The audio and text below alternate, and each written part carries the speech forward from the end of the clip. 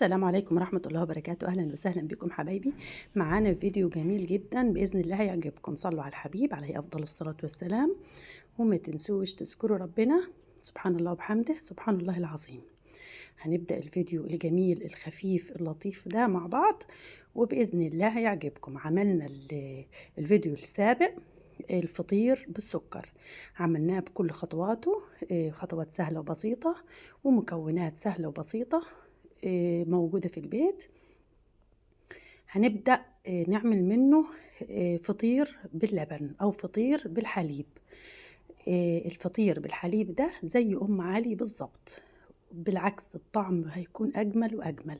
جربوه وبإذن الله هيعجبكم.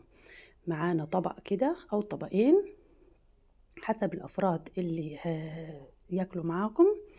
هنقطع الفطير قطع صغيرة، هنقطع الفطير قطع صغيرة في الأطباق بالشكل ده،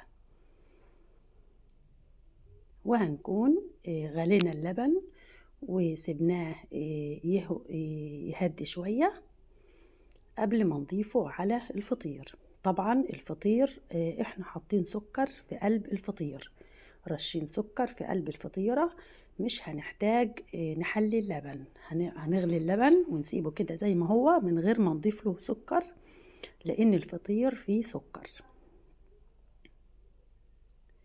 هنقطع قطع الفطير في الطبق بالشكل اللي انتوا شايفينه ده، الكمية اللي هناكلها حسب الكمية اللي هناكلها.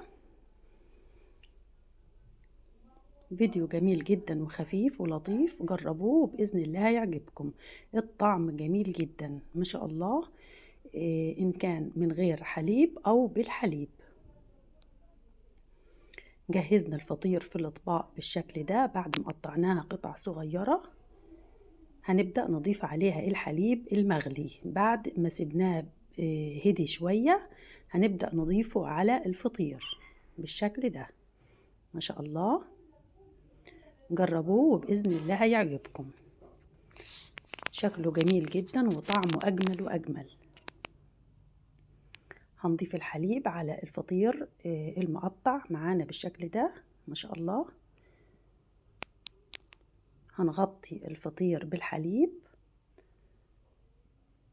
طبيعي الحليب هيتحلى من السكر اللي موجود جوه الفطيرة، السكر اللي في قلب الفطيرة هيحلي معانا الحليب وطعمه هيكون جميل.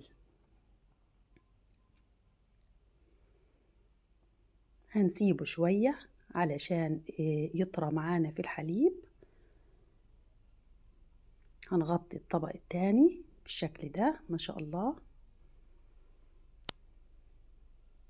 وهنبدأ ندوس عليه علشان يغطس معانا في الحليب علشان يطرى معانا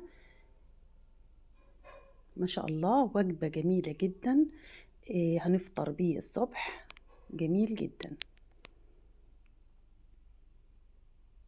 هيبقى معانا بالشكل ده. جربوه وبإذن الله هيعجبكم، طعمه لذيذ جدا. صلوا على الحبيب. لو عجبكم الفيديو ما تنسوش لايك وشير واشتراك للقناة تشجيعا منكم فضلا وليس أمرا. يا رب أكون قدرت أفيدكم وأقدم لكم حاجة مفيدة ولو صغيرة. شكرا حبايبي لمتابعتكم الجميلة. تابعوا معايا الفيديو للآخر وبإذن الله هيعجبكم. شكرا حبايبي، والسلام عليكم ورحمة الله وبركاته.